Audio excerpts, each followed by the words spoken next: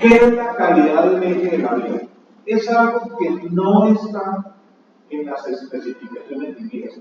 No está ni en la norma 2008 ni en la norma que está por salir. Yo hasta ahora no estoy aplicando la nueva norma, yo ya empecé a medio mirar despacio, no he tenido tiempo y pretendo pues que al final, si finalmente entra firme antes de que terminemos no la una política de digamos lo que más o menos. Esta calidad de aire que vamos a ver no está mejor, pero es algo que ha creado el profesor Efraín, que me parece una muy buena herramienta. Esa evaluación de calidad de aire es determinar qué tanto nos hemos ajustado a la línea de rendimiento. Y creo que no es necesario recordarles cómo se hizo esto. Ustedes están grabando.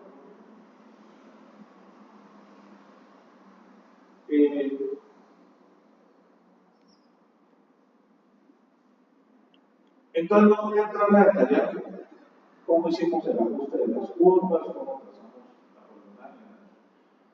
Para evaluar la calidad del aire, ya debemos tener pues, el ejemplo. Si yo presiono la tecla control y acerco el puntero del ratón a la línea de pendiente, ¿qué boletín es? A 28, ¿verdad? Listo. Entonces, ya sé que es la boletín de 28. Entonces, tengo que decirle al fondo que compare el eje con la boletín de 28. ¿Cómo lo hago? Diseño de carreteras, diseño de planta y selecciono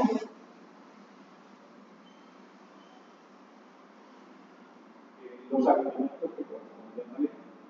Aquí entramos a determinar los tipos de curvas y el resultado de la.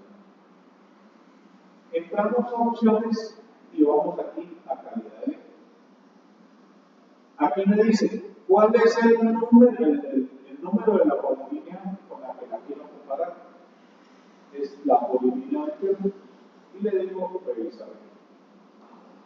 Ahí me está diciendo que el eje de diseño 26 cubre con un 60.07%.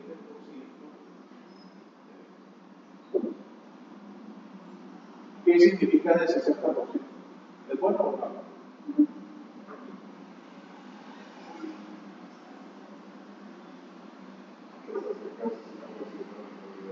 Ese 60% realmente yo podría pensar que no es bueno. Yo debo estar en un rango superior. Entonces, ¿qué tendría que hacer? Evaluar realmente qué tanto me puedo ajustar. Sin embargo, cuando yo entro a ver, ustedes ven que esto está muy quebrado.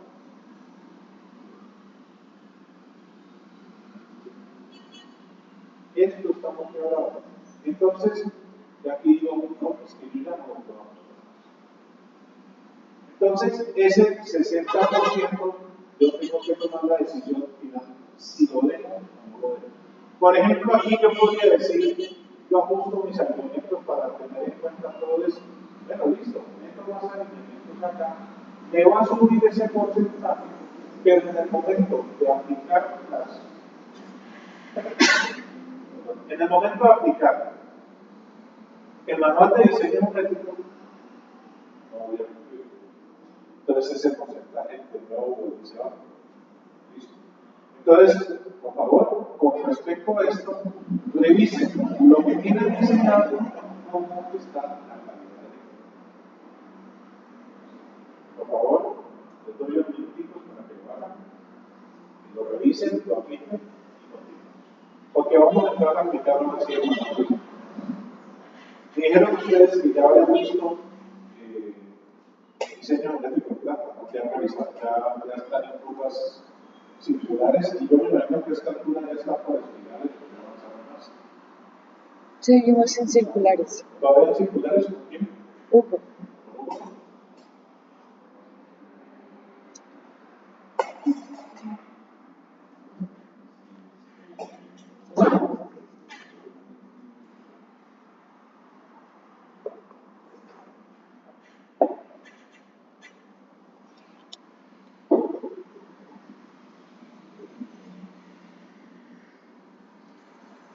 ¿Listo? Criterios generales para establecer la consistencia de la velocidad a lo largo del día. Aquí, ¿qué nos está diciendo? Que en función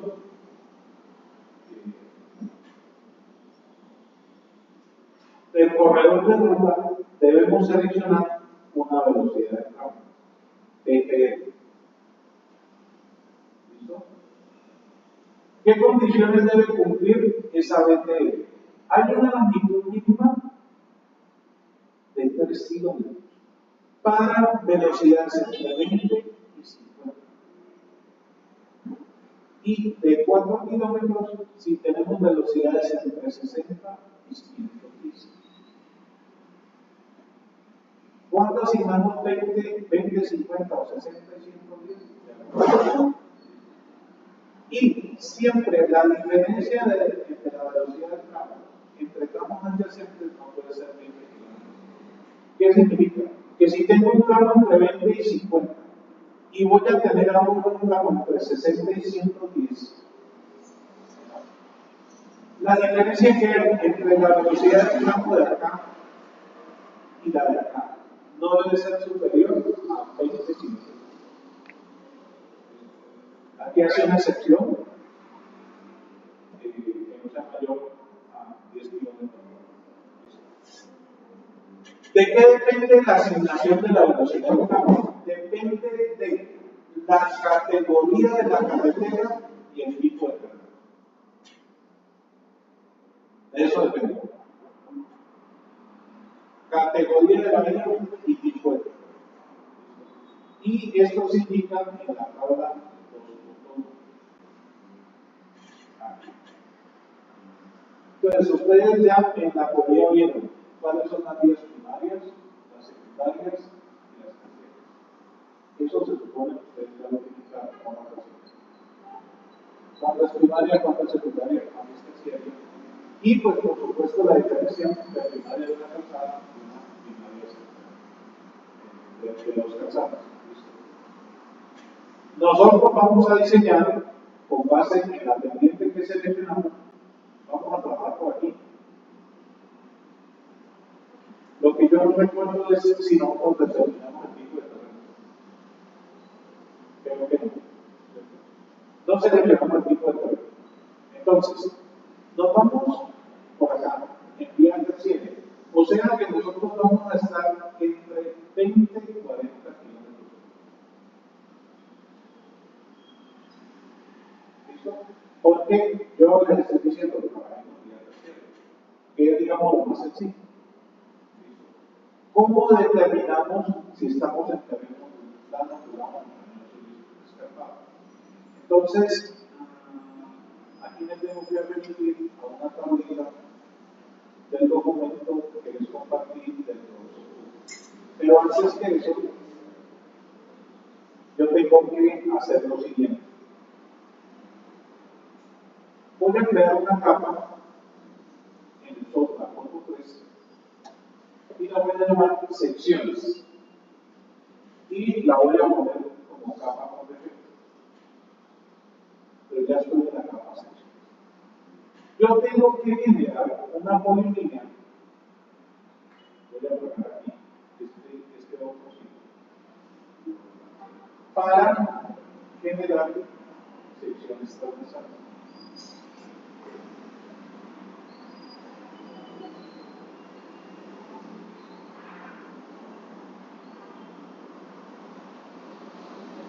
El documento del profesor Hugo habla de que tengo que generar más o menos 4 secciones transversales por kilómetro. Aquí yo estoy sensificando un proceso.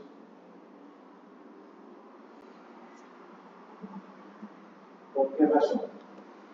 Porque yo debo entrar a analizar para cada sección transversal de eso, voy a decirle que me muestre la propiedad de lo que voy a analizar para cada sección transversal de eso. Voy a hacer clic aquí.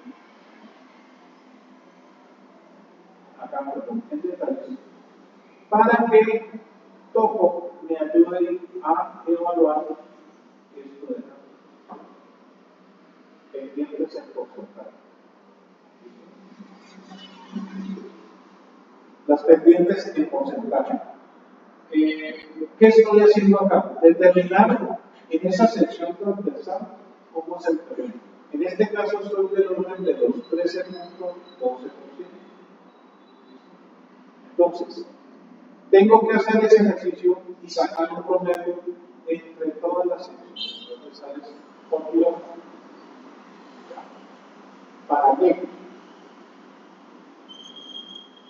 Aquí entramos a evaluar este documentico que tiene el profesor Hugo.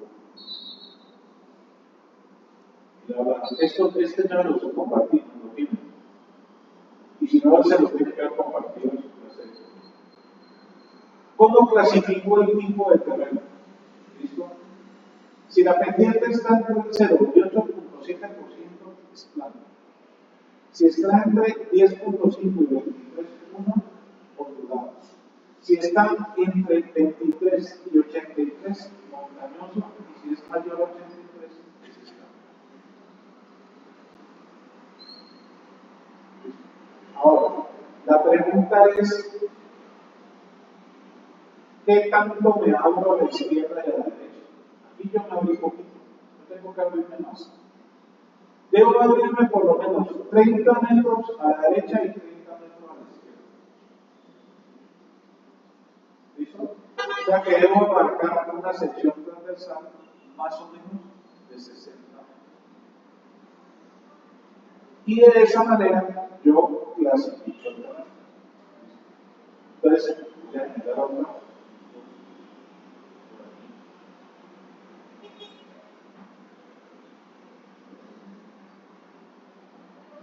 Y le digo a otro que me muestre.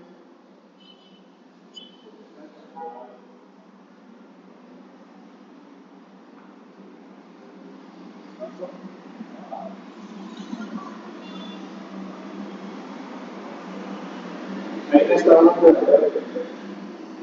Entonces, esto ya me permite definir en qué tipo de terreno estoy. Entonces, de acuerdo con esto, nosotros podríamos estar por aquí.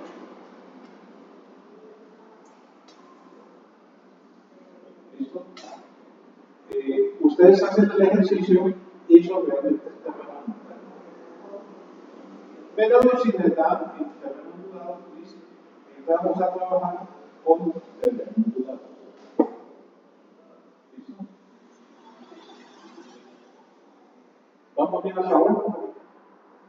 Entonces, cuando definamos el tipo de terreno, tenemos que entrar a paso 3, diseño de carretera, diseño en planta y seleccionamos el eje. Perdón, no es ahí. Diseño de carreteras, parámetros generales de diseño. Elegimos el eje y aquí le cambiamos, si ustedes deciden, le cambiamos a un lado, dependiendo de las secciones transversales que ustedes tengan. Y si no, lo dejamos en montañas.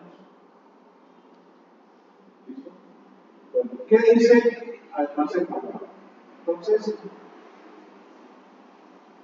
aquí ya definimos el tipo de terreno. Entonces, ya sabemos que vamos a estar entre ondulado y montañoso. Si es ondulado, la velocidad del tramo debe estar entre 30 y 40.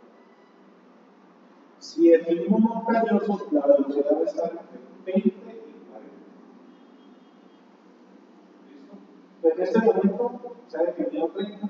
Si yo lo dejo en 30, me aplica para montañoso y me aplica para ondulado. Y ahí ya lo tenemos. ¿Están claros entonces de dónde sale la velocidad del tramo?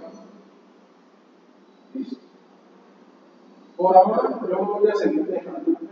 Probablemente para que ustedes puedan trabajar más cómodos, es mejor trabajar en montañoso con 20 minutos.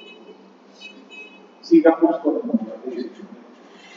Esa es la velocidad de todo nuestro diseño. Nosotros no tenemos más de 3 kilómetros, nosotros tenemos ahí 1 kilómetro largo, y más no recuerdo.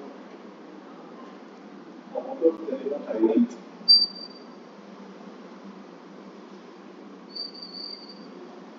2 kilómetros, 2.5 kilómetros. O sea que todo nuestro corredor va a tener que quedar con una única velocidad. tenemos que asignarle velocidades específicas. ¿A qué? A las curvas horizontales y a las entretangencias. ¿Por qué? Porque eso nos va a definir cuál es el rango mínimo que tenemos que asignarle a cada curva y cuál es la entretangencia mínima y máxima que tenemos que asignarle a los procesos. ¿De acuerdo? Ya tenemos velocidad de cámara. Asignamos el radio.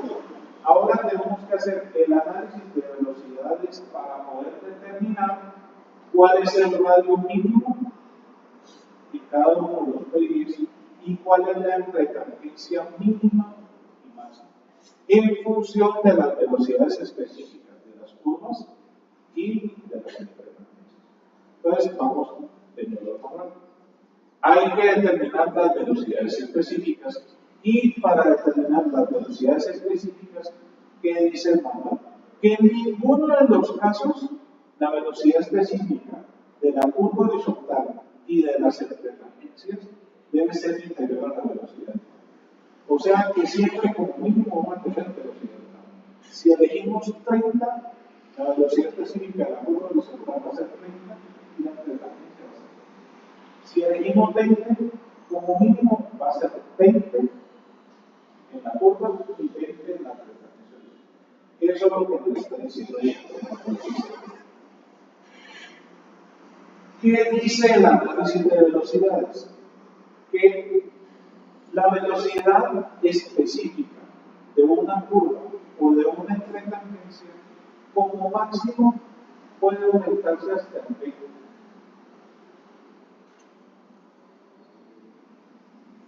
Cuando hablamos del análisis de velocidades, en ningún caso debe superar los 20 finales. Entonces, aquí explica la secuencia de lo que tenemos que hacer. Para las curvas horizontales, entonces la velocidad de la curva horizontal la vamos a llamar SH, y para las entretangencias la vamos a llamar PLH. ¿Listo? Bueno. Me voy a saltar todo esto para hablar de los 5 casos. Entonces, primero voy a mencionarlos así como está en el texto y luego nos vamos a ir a una tablita que consolida lo que está aquí. Pueden ocurrir 5 cosas en el análisis. La primera, que la entretangencia sea menor o igual a 150 metros. ¿Qué pasa cuando la entretangencia es menor o igual? Parece que me va a poner arriba.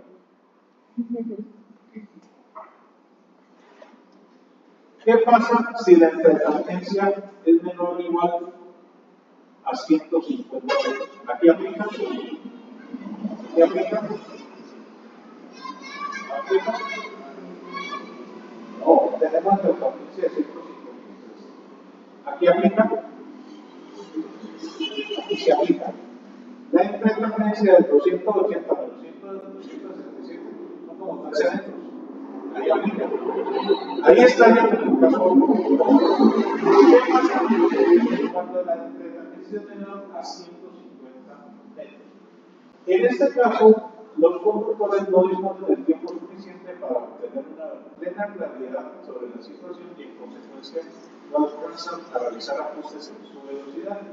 La condición de seguridad indica entonces que la curva horizontal siguiente se le debe asignar la velocidad específica asignada a la curva que acaba de ver. Entonces, ¿qué significa? Si yo aquí tuviera hasta 150 metros, la velocidad específica de esta curva va a ser la velocidad. ¿Listo? Pero, como aquí supera los 150 metros, entonces vamos a tener otra condición. Aquí dice, el tramo anterior menor a 150 metros es menor a 150, ¿cierto? Entonces, como es menor a 150 metros, la velocidad específica de esta curva va a ser igual a la velocidad específica de la otra. ¿Listo? Eso es lo que está diciendo la regla. Veamos el caso 2. Dice, los conductores al salir de la curva anterior juzgan que la longitud del segmento recto se encuentra entre 150 y 400 metros, que es este caso de acá. Cuando se llega a esta curva, este tramo tiene más de 150, está entre 150 y 400, o sea que vamos a estar por ahora en la condición. Bueno, ya está. Entonces ya sabemos que está entre 150 y 400. Si la deflexión de la curva siguiente es menor a 45 grados, o sea, si esta deflexión de aquí es menor a 45 grados, ¿es nuestro caso? La deflexión aquí es menor a 45 grados, es mayor, entonces tampoco estamos en el caso. Pero, si fuera menor a 45 grados, los conductores alcanzan a tener una noción razonablemente clara del trazado que sigue y no disminuyen la velocidad a la que ya se desplazaron. En consecuencia, se le debe asignar a la curva horizontal una velocidad específica igual a la velocidad específica de dicha curva. O sea que, si esto de acá fuera menor a 145, ¿cuál sería la velocidad específica de acá? La velocidad específica de la curva anterior. Como no hay curva anterior, entonces ¿cuál es la velocidad específica? La velocidad de tramo. ¿Listo? Todavía para ese PI no aplicamos en el caso 1 y en el caso 2. Para el caso 3, dice, si está entre 150 y 400, aquí estamos cumpliendo. Y la deflexión es mayor a 45 grados. Aquí sí estamos en el caso 3. ¿Ya? Porque la entretendencia está entre 150 y 400 y la deflexión es mayor a 45 grados. En este caso, los conductores tienen una percepción cierta del trazado y cautelosamente disminuyen su velocidad, por lo que a la curva horizontal se le debe asignar una velocidad específica de 10 km por hora menor a la velocidad específica de la curva anterior. Entonces, cuando entramos a esta curva, la velocidad específica de esta va a ser la velocidad específica de la curva anterior menos 10 km. Pero no tenemos curva anterior. Y además, en este momento estamos todavía con la velocidad de cambio. Si yo a esta digo, entonces va a ser la velocidad de cambio menos 10, ya estamos cumpliendo las condiciones generales. Por lo tanto, la velocidad específica de esta curva, ¿cuánto es? La velocidad de cambio. ¿Listo? Bien. ¿Qué pasa en el caso 4? La entretendencia entre 400 y 600 metros. Si la entretendencia está entre 400 y 600 metros, los conductores ajustan su velocidad a la velocidad del tramo a 10 km por hora. ¿Listo? Y en el caso 5, si tenemos entretendencias mayores a 600 metros, los conductores ajustan la velocidad y 10 kilómetros adicionales, o sea que la velocidad específica de la curva horizontal se ajusta en la velocidad del tramo más 20 kilómetros. Eso se resume en esta tablita de acá. Esta es la página 67. Acá se dividen dos. Otra vista.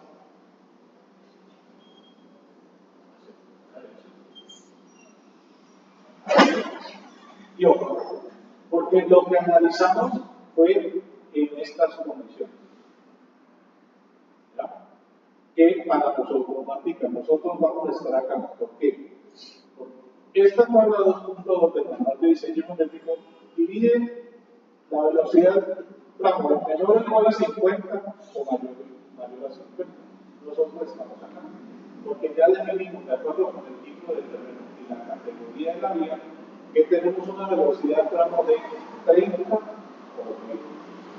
¿Listo? Entonces nosotros estamos el análisis de las frecuencias ya no es 150, entre 150 y 400, entre 400 y 600, entre 600, sino que está menor a 70, entre 70 y 250, entre 250 y 400 y mayor a 400.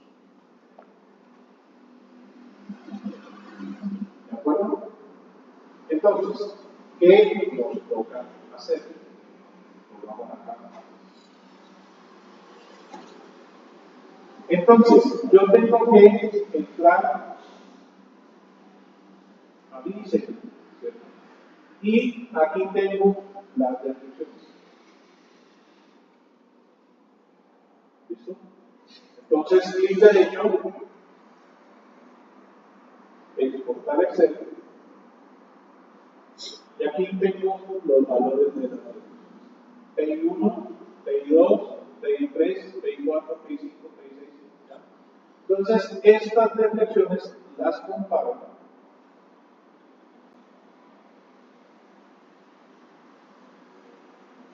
cuando sea el caso con lo que está aquí.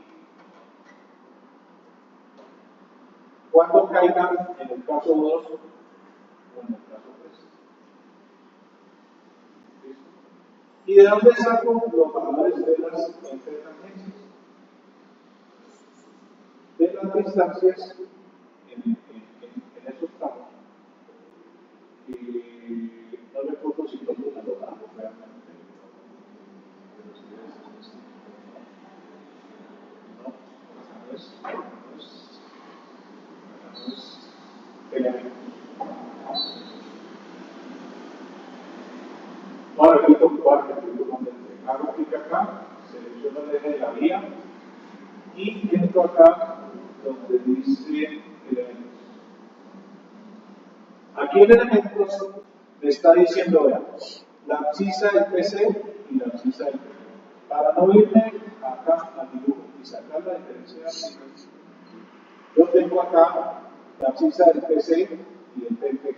O sea que yo puedo también llevar esto a Excel. Bueno, ahí lo hice con Excel. Yo puedo llevar esto a Excel.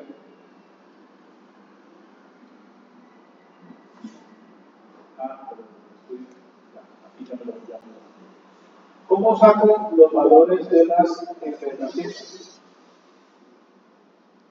Yo puedo colocar todo esto. ¿Y cómo saco el valor de la enfrentamiento? Aquí tengo el PC de la primera curva.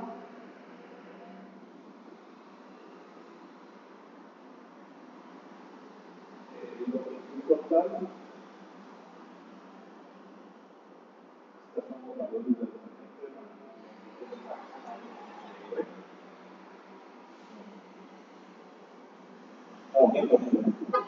estoy mal.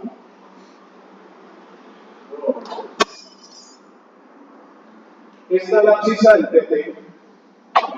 Voy a resaltar esa curva. Y esta es la abscisa del PC.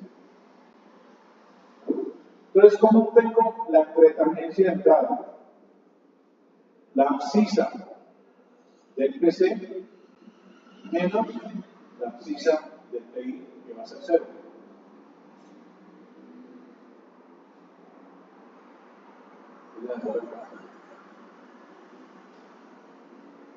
La abscisa del PC menos el PI 0. Ahora, ¿cómo saco la pretangencia aquí?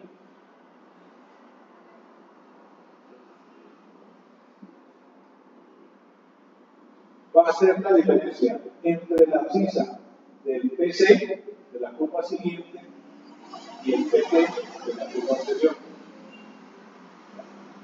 Y acá simplemente arrastro. Y termino. Por acá no un valor negativo, no sé por qué.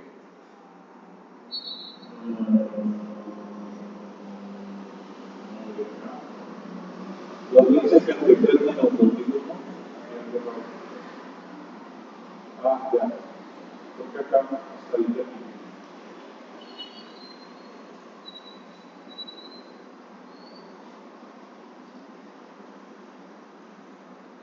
¿Listo? Entonces, aquí tengo los valores de las entretendencias y con esto yo ya sé si estoy en el caso 1, en el caso 2, en el caso 3. Y cuando esté en el caso 2 o en el caso 3, entro a analizar las detenciones. ¿Listo? Y con eso entonces ustedes determinan la velocidad específica de cada uno de los. Entonces, ese va a ser el ejercicio que tienen que hacer, determinar la velocidad específica de las curvas circulares para luego pasar a determinar la velocidad específica de las entretendencias.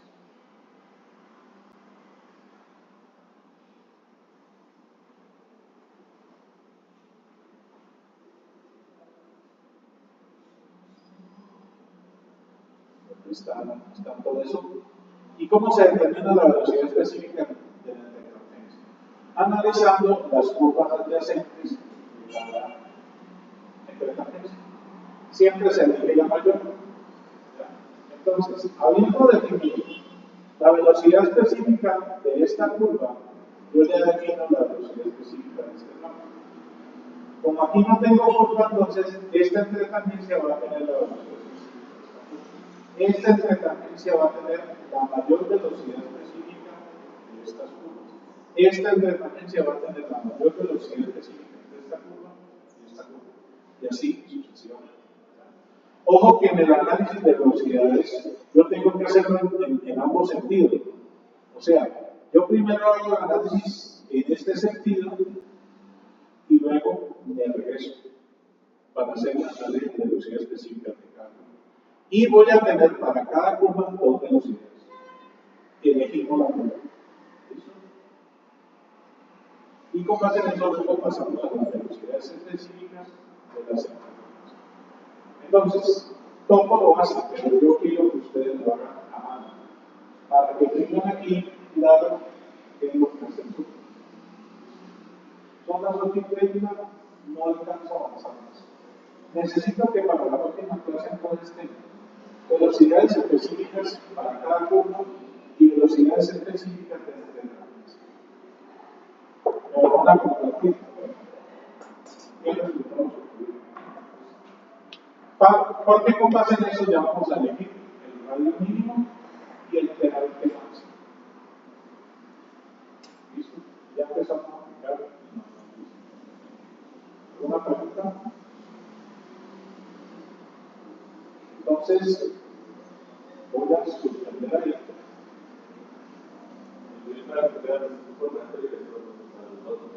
¿Cómo? El plazo para entregar para corregir el turno. Uno que tenemos de la materia y 3 segundos.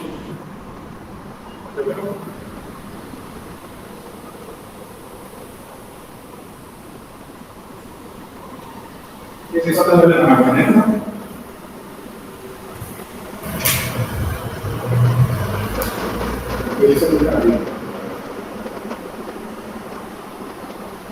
¿Cuánto vale PW? 1.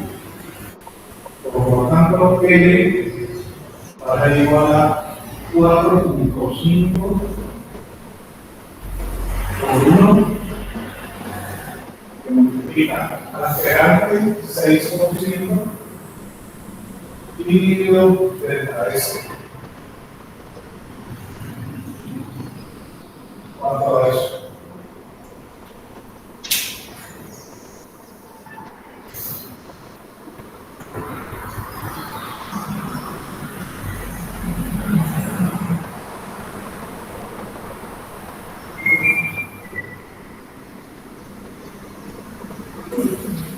¿Cuánto? 20 metros.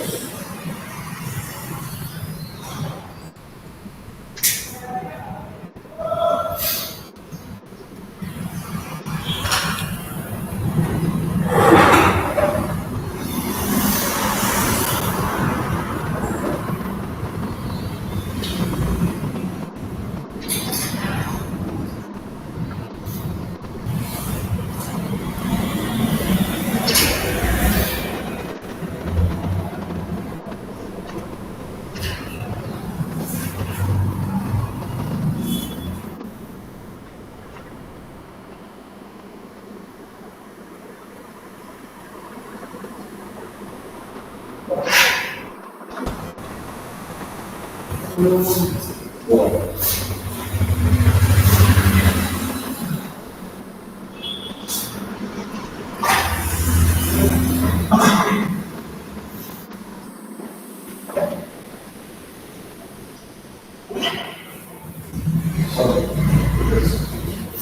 ¿Qué significa entonces ese cálculo que acabamos de hacer? ¿Qué son estos 20 metros? ¿Qué está de ley?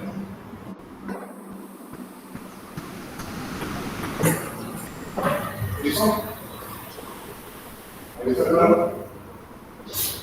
Y les recuerdo que la longitud de transición del pedal debe desarrollarse en las entretanques. O sea que en el PI anterior a esta curva vamos a tener la longitud de transición de carácter de la salida de esta curva de acá, en la anterior. ¿Listo? En últimas, en las entretangencias me debe caber la transición del pedal de la curva anterior y de la siguiente. Me deben caber los dos.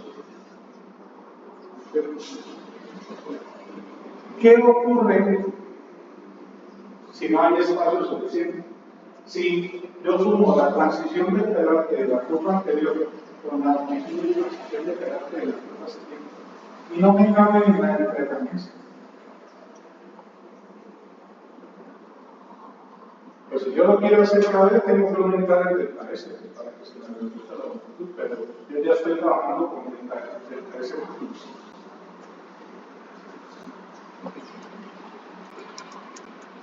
Entonces el manual da un salvavidas y dice, venga, si la entretangencia no es suficiente, mirando acá cualquier curva, la transición del pedal de la debo hacer en las entretangencias, en estos tramos del pedal. Ahí tengo que hacer la transición del pedal. Mirando ahí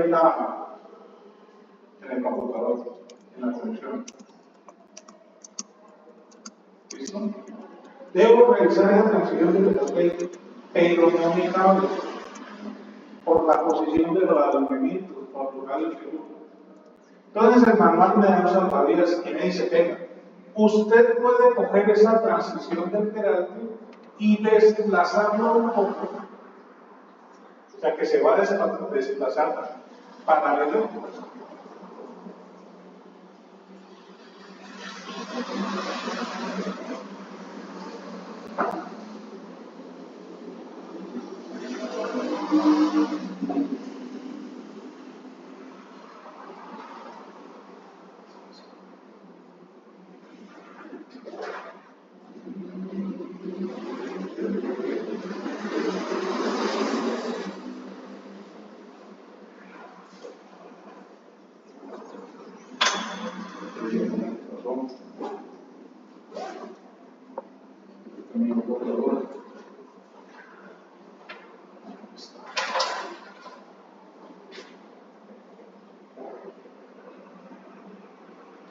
El manual da unos salvavidas y me dice, usted puede correr la transición del pedal. Recuerden que aquí está el PC. Usted puede correr la transición del pedal, ¿cierto?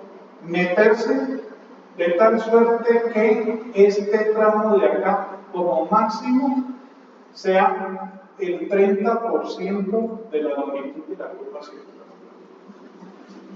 Usted puede correrse hasta un 30%. Lo mismo a la salida. Usted puede correrse un 30% de la longitud de la curva. O sea que aquí le va a quedar el otro, el resto, 30, que va a ser el 30% no, el de ser tercio.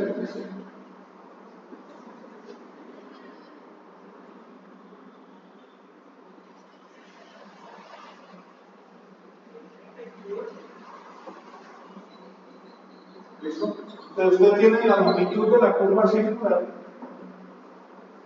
La tercera parte, en la parte de entrada, y la tercera parte de la salida, usted puede meter la transición de pelota. Pero ojo, esta longitud que me queda acá debe ser como mínimo 2 segundos. SH, la exigencia sigue siendo la misma.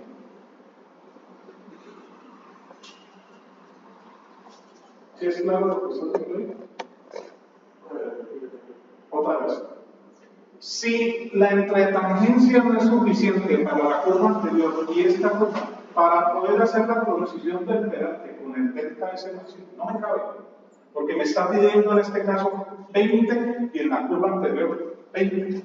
Necesito una entretangencia de 40. Pero por la posición de los alimentos no me da, no cabe. Entonces el manual dice, usted puede hacer la transición del peralte metiéndose dentro de la curva circular hasta la longitud, hasta la tercera parte de la longitud de la curva circular. La tercera parte es, o sea que aquí sería tercios. Igual. LC tercios, LC tercios, LC. Entonces usted puede terminar la transición del peralte acá. Ya no en el PC, ya no por acá. Usted la puede terminar. ¿Listo? Pues usted se puede desplazar, pero debe garantizar que cuando llegue al PC, usted debe tener entre el 60 y 80% del peralte. Aquí, como entre 60 y 80% de todo el peralte. Eso está en la página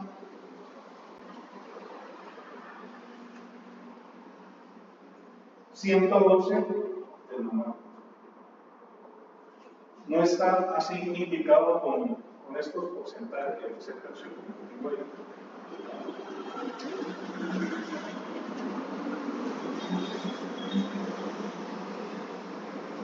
Una pregunta. Si inicialmente ya teníamos una curva de los dos puntos por la velocidad y pues se hace más corto, ¿no? Y ya vamos a hacer con el criterio. No hay nada que hacer. Te toca, voy a esperar un minuto y cambiar el código. Y lo primero es buscar a ver si puedo cambiar el código. Pero ese H no puede cambiar. No, porque la BCH depende del análisis de velocidades.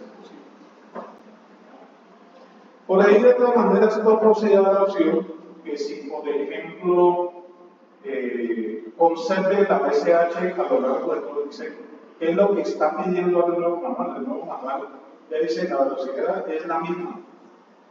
Ya no hay que hacer ese análisis de velocidades, sino que la velocidad es la misma. Ahí está la opción de que trabaje las velocidades de flujo de los metales iguales a la velocidad del tránsito. Bueno, entonces, con base en este criterio, le vamos a decir a Topo 3 que calcule la transición del peralte óptimo. O sea, ustedes ya vieron el procedimiento de cómo se calcula la longitud de transición. Ojo, hay que calcularlo para cada curva. ¿Por qué? Porque está en función del peralte. Y el peralte no es el mismo para todas las curvas. Acá yo lo calculé para peralte máximo. Porque estoy trabajando con radio mínimo. ¿Listo? Entonces, ojo, como los radios cambian, el peralte cambia. Entonces, cada curva va a requerir su propio peralte. ¿Cómo hacemos para que Topo 3? ¿Cómo hacemos para que Topo 3 grandísimo? Bueno, grandísimo, 736. Sí, no me vuelvo. ¿Ah? Me vuelvo. 736.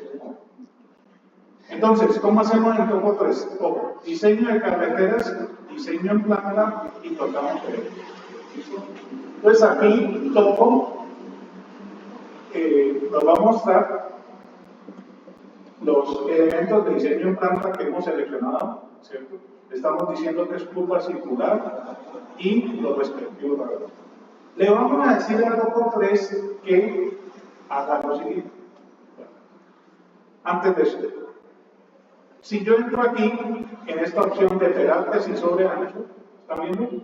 Si yo entro ahí, Topo empieza a decirme, vean, para la curva circular 1, para la curva circular 2, para la curva circular 3, el peralte es 6%. ¿Eso es correcto?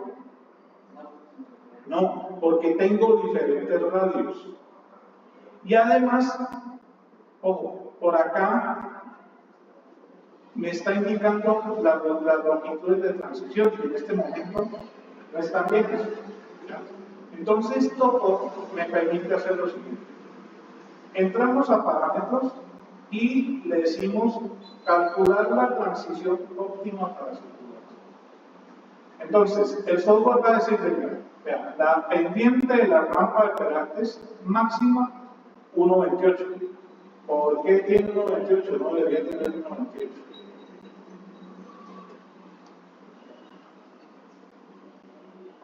Porque tengo velocidad del plano a 30. Porque tengo 30. Si lo bajo a 20,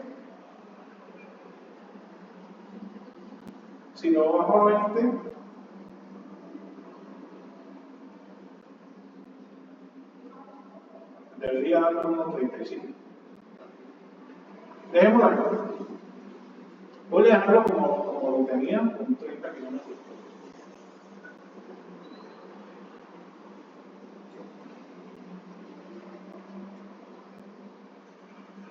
Aquí está la opción de aplicar que la velocidad específica de las curvas horizontales sea la velocidad del tránsito.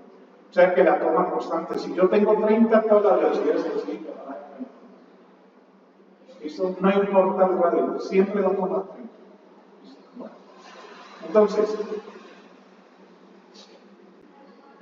estando acá, decimos que calcule la transición óptima. Entonces, él va a tomar 1.28. Miren lo que me está pidiendo acá.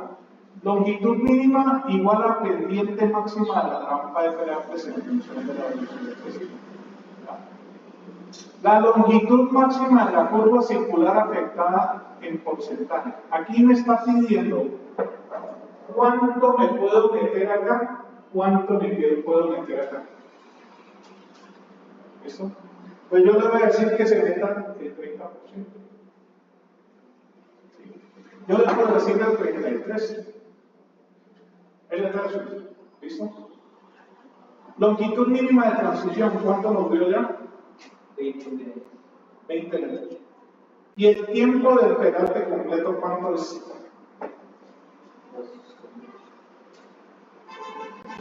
Oye, analícenlo bien. Analícenlo bien. Me está diciendo en qué porcentaje se puede meter acá. Me está pidiendo la longitud mínima de la transición. Y además me está diciendo cuánto tiempo debo conservar allí. Le doy calcular. Confirmo el proceso, le digo que sí. Y dice, se modificaron 13 curvas. ¿Por qué? Porque yo no había hecho este ejercicio. Y no lo metí manualmente, simplemente le dije a todo calculo. Aceptar. Si yo ingreso ahora, de nuevo a los perantes isométricos, ustedes van a ver que para la curva 1, ¿cuánto es el perante? 6%. Y miren que ya el software asignó los valores del perante. Apagamos, por favor. Para la curva 2, para la curva 3, para la curva 4, ¿listo? Y si quiero ver entonces el diagrama de transición de peralte, vamos aquí a transición de peraltado y aquí me aparece todo el diagrama.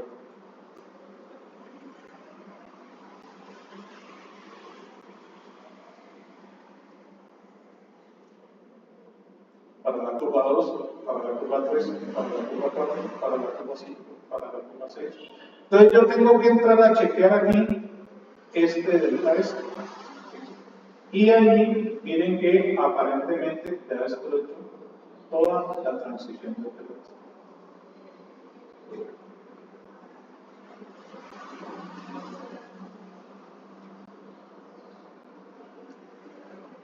Entonces, todo ese cálculo manual que ustedes hicieron allá, todo lo va a solucionar. Pero ojo, ustedes necesitan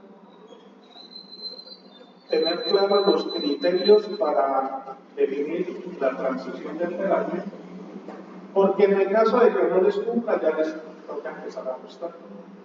¿Ya? Entonces aquí toco y les muestra el radio, los pedantes, les muestra las entretangencias y todo lo que es del país. ¿Listo?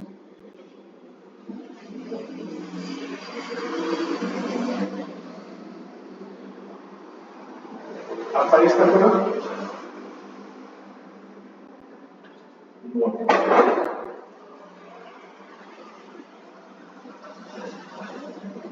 Entonces les doy unos minutos para que cachambeen ahí, porque quiero meterles el tema de sobreancho. Ese tema de sobreancho yo normalmente lo explico al final. Lo explicaba, pero he tomado la decisión de explicarlo simultáneamente con la transición del terapia. ¿Por qué razón? Porque el sobreancho influye en el diagrama de transición de terapia. Entonces, opté más bien no esperar al final del curso, sino hacerlo acá. Voy a llamar a lista y aprovecho para una publicidad política con respecto a los informes que ustedes han estado viendo.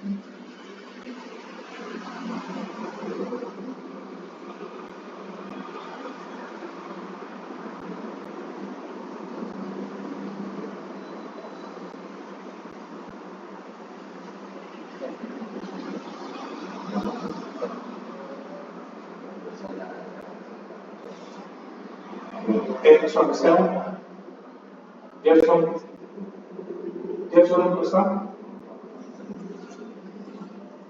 Big Jameson, Santiago,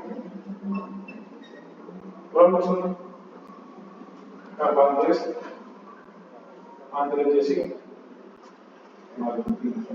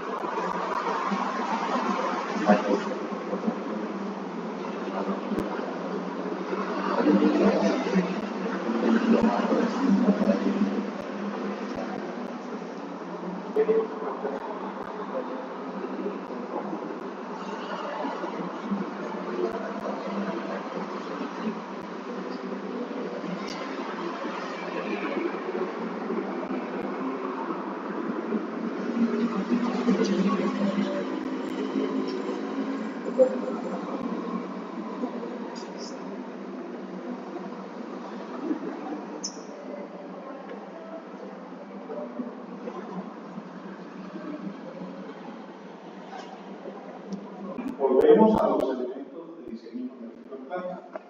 ¿Listo? Si ingreso aquí, pedantes y sobreanchos, entonces el software ya empezó a asignar y aquí le asigno el sobreancho. Colocamos el valor que ustedes han calculado. Podemos hacer otra cosa. Podemos decirle al software, vea, asígnele el sobreancho de todo. Entonces vean que ahí me dice 1,02. Para la primera curva, para la segunda curva, para la tercera curva. Me aplica el número. ¿De acuerdo? Pero si tengo 50 curvas, ¿no tengo que hacer para todas? Si sigo este procedimiento, ¿sí? Yo le puedo decir a todo, vea, calcule las alturas, no me ponga a hacer eso, vamos a poner despacio. Entonces vamos a hacer clic aquí donde dice listado de pedantes y transición de pedantado. Y aquí dice sobreancho interno automático. Si yo le doy a clic aquí, lo calcula con base en el manual de diseño. Si lo hago acá, lo va a calcular con base en la trayectoria vehicular. Entonces le voy a dar clic aquí, utilizando el manual de diseño numérico, miren que aquí me aparecen los que ya calculó. Si yo le doy clic acá, me va a calcular todo lo demás. Y ojo, la última acepta. Miren, sobreancho de 207, de 207, de 207. Una vía terciaria con velocidades bajas con alineamientos. De 207, eso es un poco aquí.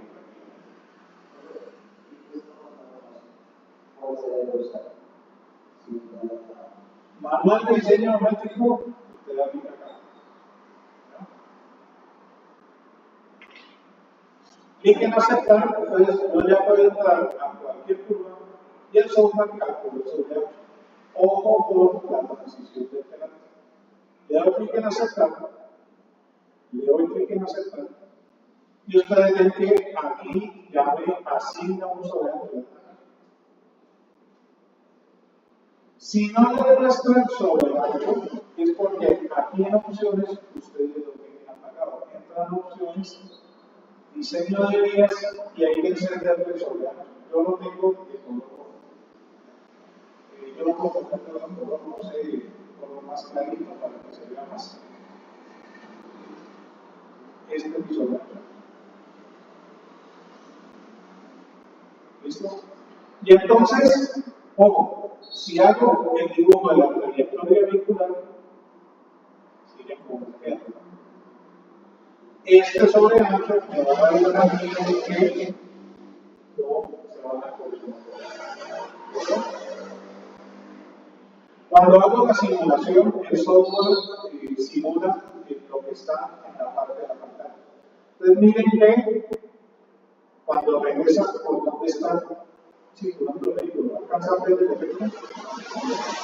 Cuando regresa ya se nota que la colisión está formando sobre. Ojo porque aquí me va a afectar la transición del pedal. Al aumentar el ancho, pues me va a afectar la transición del pedal. ¿Cómo corrijo la transición del pedal?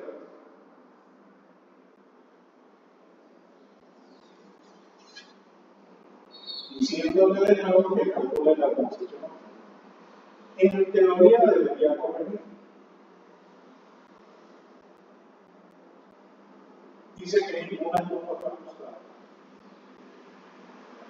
Pero si me digo al software, ¿qué? Diseño, revisa el diseño de planta, revisar el diseño de planta. Aquí me dice que no cumple pelantes, no cumple el delta S. Interdependencia mínima, aquí ya me empiezan a mostrar un reporte que toca empezar a ver despacio cómo empezamos a corregir. Hasta ahora no hemos entrado a ver esa parte.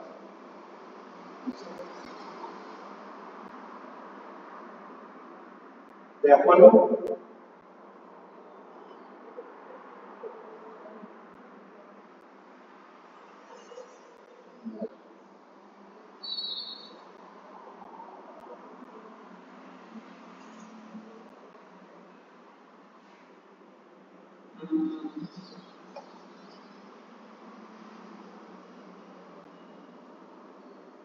Hay algo que me preocupa y es que.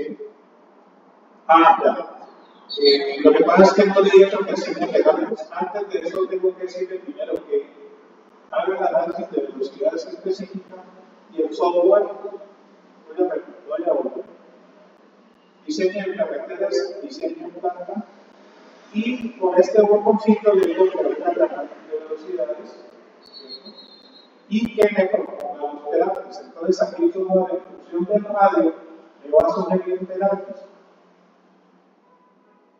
Entonces le digo asignar valores y recalcular lo que quiero.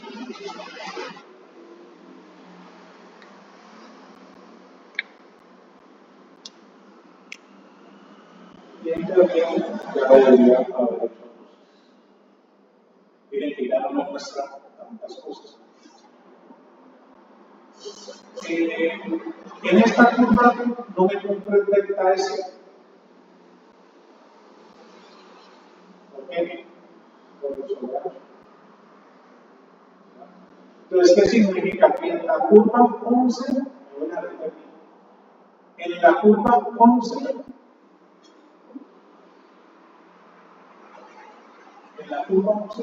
tengo que cambiar la longitud de transición. Porque en la curva 11,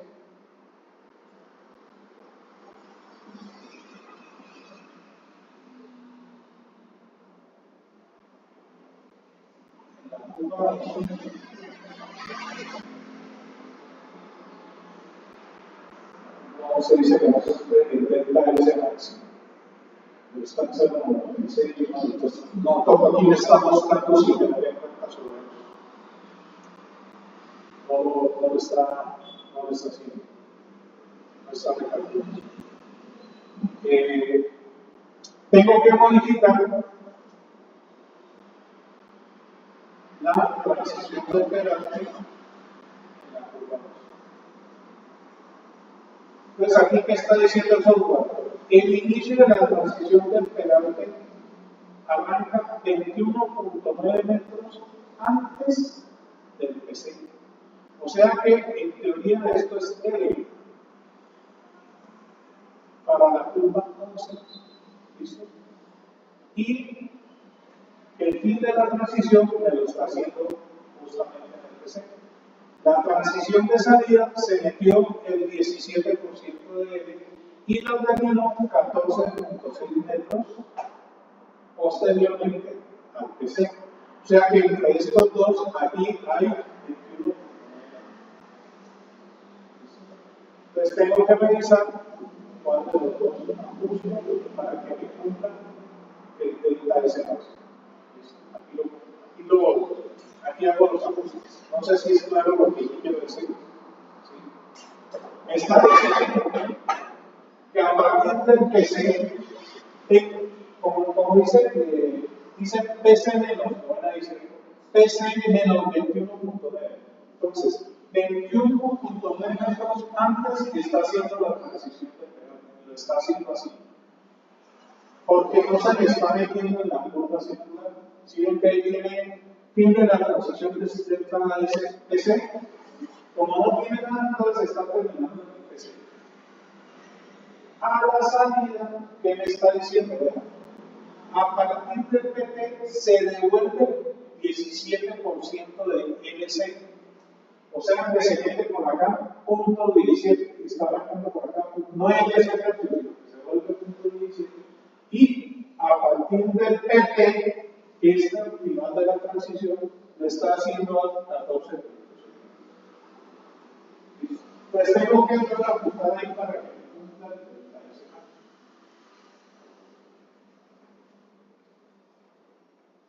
¿Estamos? Profe, y con ya con las fórmulas, ¿cómo se calcularía si no le cumple o no le cumple? ¿Cómo se? O sea, aquí el software nos dice que está metido el sobreancho, ¿no? Pero entonces, nosotros ¿cómo lo haríamos con la fórmula ya? El L que le da a usted lo pone.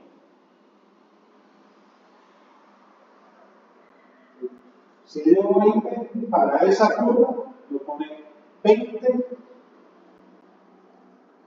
Para no voy a dar la curva. Aquí le daría 20. Aquí nada. Y aquí le daría 20.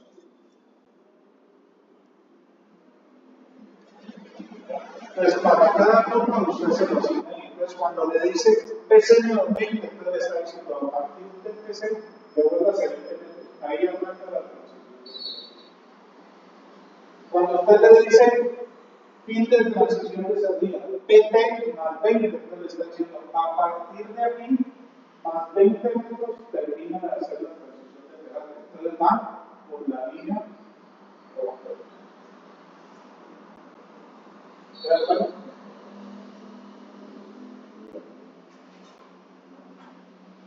Preguntas. Ahí tienen para cacharrear y ajustar su diseño. Pues les recuerdo que el software de chequeo, diseño de caracteres, diseño de planta, en opciones, revisar diseño de planta, aquí les muestra qué cumple y qué no cumple. Si yo modifico un dato, tengo que revisar todo porque me cambia velocidades específicas, me cambia las velocidades de velocidad. Entonces, el análisis de velocidades específicas y la asignación de operantes la hacen por acá. ¿Listo? Si ustedes llegan a cambiar como esto, ahí ya es cuestión de que ustedes se impliquen a casa. ¿Listo? Preguntas. Cuando los dejo que trabajen un ratito, que empiecen a mirar cómo lo hacen, resuelvo dudas y por favor, espero porque quiero hablarles de los informes.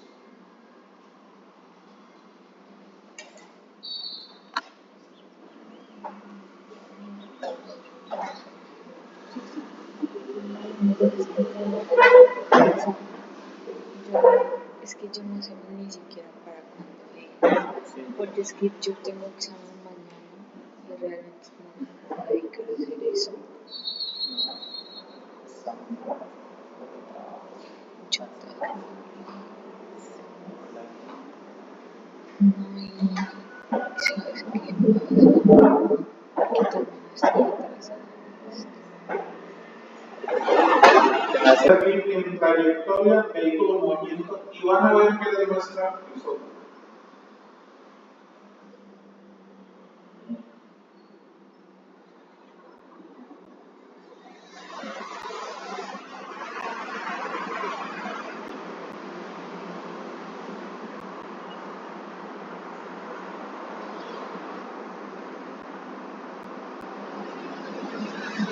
¿Qué hizo todo?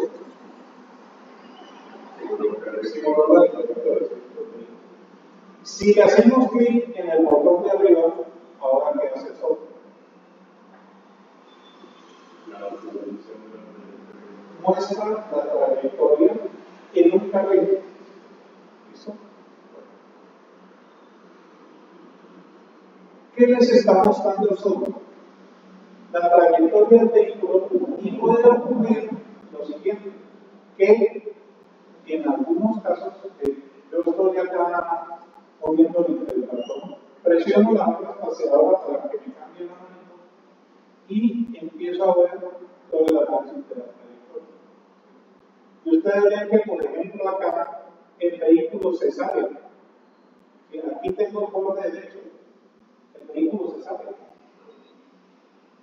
¿Eso qué significa? Que el espacio asignado en el carril no es suficiente para que el vehículo pueda transitar libremente.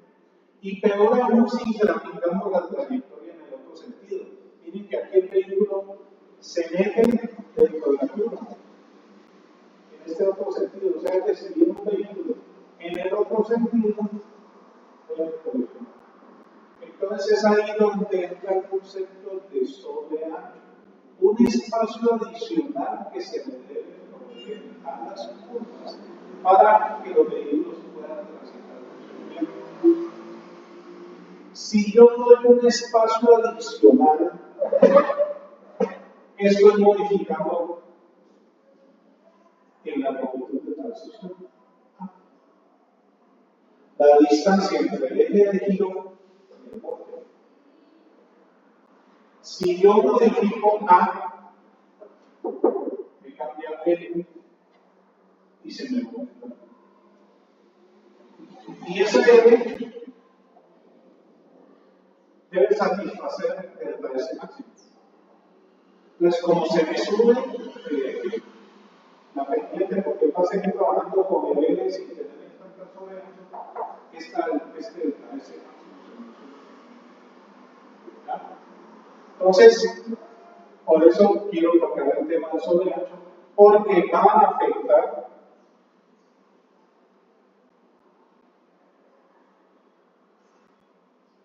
la transición del periodo.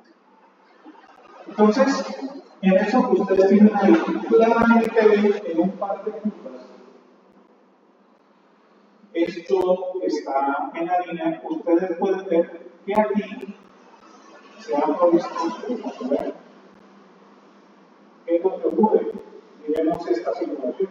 Aquí tenemos un vehículo articulado. Ustedes pueden ver que ese vehículo articulado realmente en las curvas va a ocupar un mayor espacio.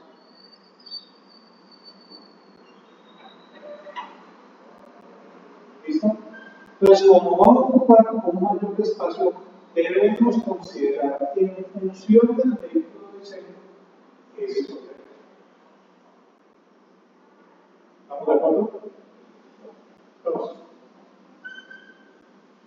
la idea, ¿cierto?, es que se provea de ese espacio adicional por los vehículos que van a sentido contrario. Entonces, siempre va a ser necesario, especialmente realizar el vehículo para que no vayan a colisionar.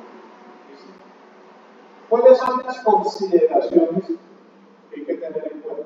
Estas diapositivas yo las acabo de enviar al grupo de WhatsApp y les mandé de una de las espirales cómo son las espirales y cuáles son las especificaciones de las espirales. Entonces, tenemos el eje de la vía, que es la línea segmentada que tenemos acá. Tenemos el ancho de carril a la izquierda y a la derecha, y tenemos el resto del vehículo de diseño.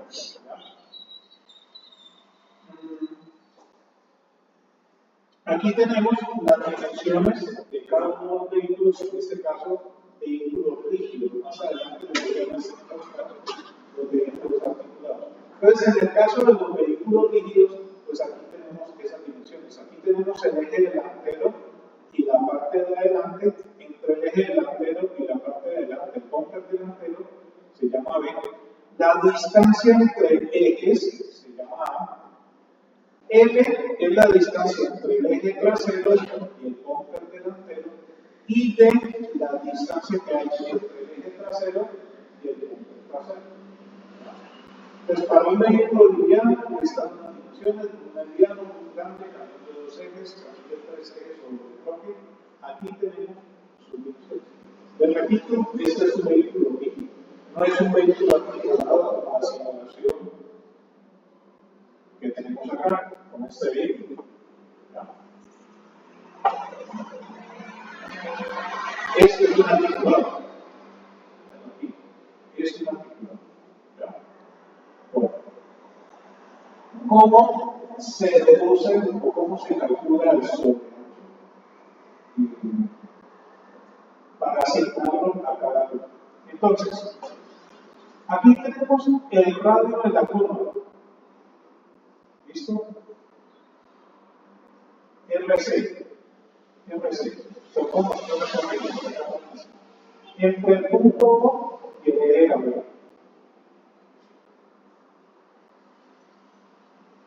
Ahora, la distancia que hay entre el punto O y la línea de demarcación horizontal, en este sentido lo vamos a llamar R', es ligeramente menor que RC. ¿Lo ven? Y ese R' lo vamos a medir desde O hasta la parte izquierda del bumper delantero. Este vehículo va circulando en este sentido.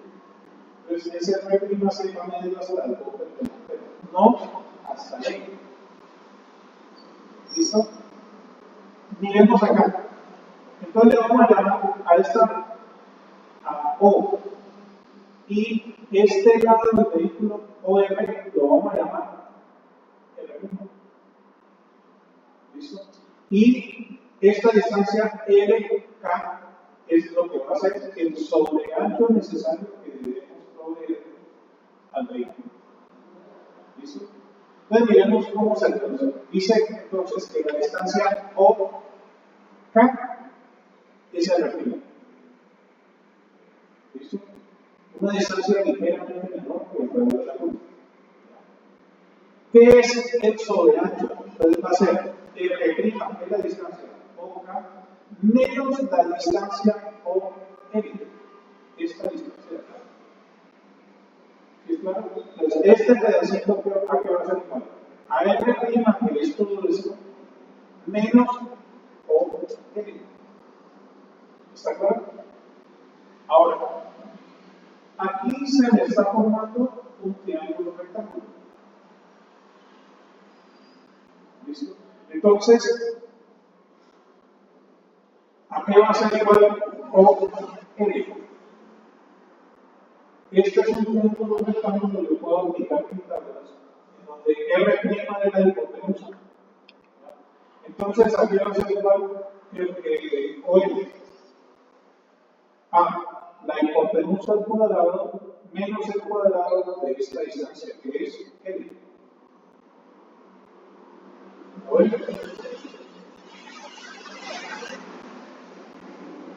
Sustituyendo, perdón,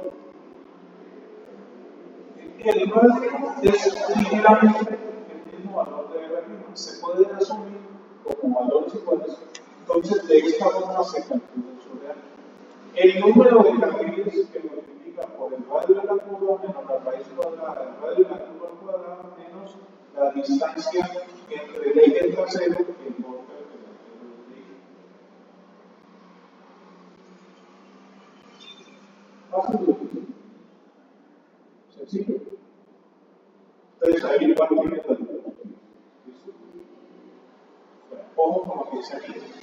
En guía de dos carriles en todos sentidos, para anchos de calzada en interferencia mayores de 7 metros, no se requiere sobreancho, o sea que si el ancho de calzada es de 350, no requiere sobreancho. A excepción de las curvas con ángulos de dirección mayor a 120. O sea que si mi ángulo de dirección es mayor de 120, así el ancho de calzada sea de 7 metros, yo debo poner eso. ¿Listo? Igualmente, el sobreancho estará limitado a curvas de radio menor a 160 metros. O sea que si tengo radios mayores de 160 metros, no es necesario asignar sobreancho. ¿Listo?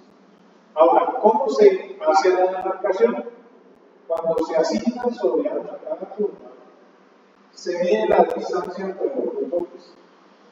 Y el eje central va a estar en la mitad de ese ancho. Ya no hay por el eje como tal.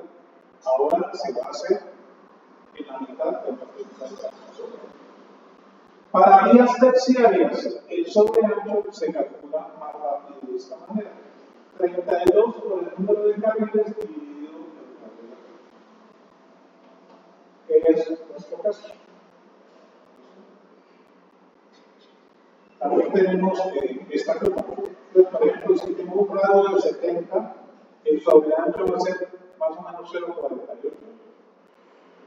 Entro por acá, 70, corto la curva, me da para acá 0,48, 0,45. Pero tenemos. ¿Qué pasa cuando tenemos vehículos articulados? En el caso de los vehículos articulados, la tabla 5.6 del mapa da estas dimensiones. La distancia entre el eje delantero y el bumper delantero, lo vamos a llamar A mayúscula, entre el eje delantero y el eje tándem, la parte trasera de lo vamos a llamarle 1, entre las llantas aquí y el punto pivote del articulado, lo vamos a llamar L2, la distancia entre el pivote y la mitad de las llantas traseras, lo vamos a llamar L3, y el ancho lo vamos a llamar U. Ojo, esta U es U minúscula. La resalto porque más adelante hay una U que hay que calcular y se puede confundir con lo que está acá. Pues ojo, esta U que está aquí es U minúscula. Esta que para el caso de un 3 y de C2, estas son las dimensiones.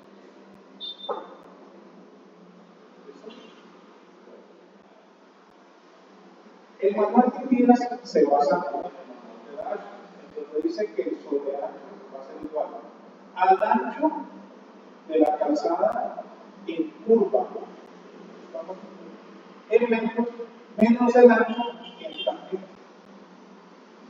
O sea, el sobreancho va a ser el ancho que se requiere en las curvas menos el ancho del tangente. Este es el sobreancho. O sea que si yo proyecto el ancho en tangente, aquí viene el borde de la calzada. Entonces hay que proveerle ese sobreancho. El ancho de la calzada, ¿cómo se calcula? N, que es el número de carriles, por una U, ojo, esta es U mayúscula, no es una U que viene anteriormente, más un ancho C, que se obtiene de una tabla, U se obtiene de una tabla, C se obtiene de otra tabla, N, el número de carriles, F sub A, avance del voladizo delantero del vehículo sobre el carril adyacente, aquí está F sub A, aquí está C, F sub A, y Z es un sobreancho adicional de seguridad en metros que depende de la curvatura. Aquí está el Z. El ancho adicional que se requiere por acá para que no se vaya a colisionar. ¿Listo? ¿Cómo obtenemos U? U mayúscula obtenemos con el U minúscula el radio de la curva y la dimensión del vehículo. De acuerdo con la tabla 5.6 del manual, que para un 3S0 está es muy sencillo, solo que pues tiene mucho para sí, pero ahí yo les estoy poniendo todo el procedimiento paso a paso. C se obtiene de acuerdo con la tabla 5.7, que depende del ancho de calzada también. Si el ancho de calzada es 6 metros, se vale 0,60. Si el ancho es 6,60, 0,75. Y si vale 7,20, 1,9. Si el ancho de calzada está entre estos dos valores, se puede interpolar. Acá. Si está entre estos dos valores, se puede interpolar. ¿Listo? F sub A se calcula así como está aquí, en función del radio de la curva, valor del voladizo, que va de acuerdo con las dimensiones del vehículo, L1, distancia entre el eje delantero y el eje trasero de la tractora, entonces miren que es sencillo. Y Z, por favor, tenganlo en cuenta, porque el manual tiene un error, si no lo sé. Z se calcula como el 10% de la velocidad específica de la curva horizontal sobre la raíz cuadrada del radio de la curva. Creo que en el manual está mal. Z,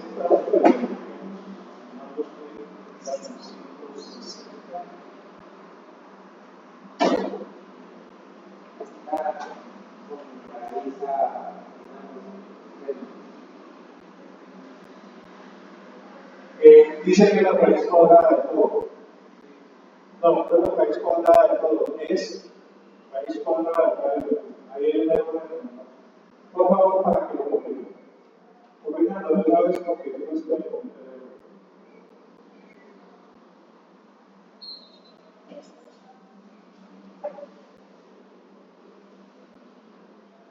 ¿listo?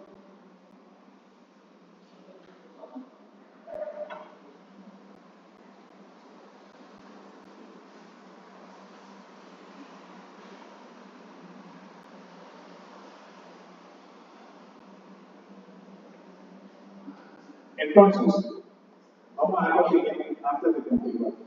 Van a calcular el sobreancho para 2 o 3 curvas que ustedes tengan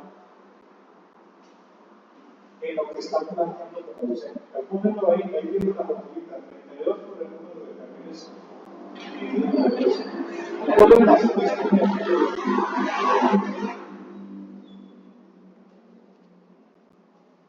¿Me recuerdan porque no tengo que expresar?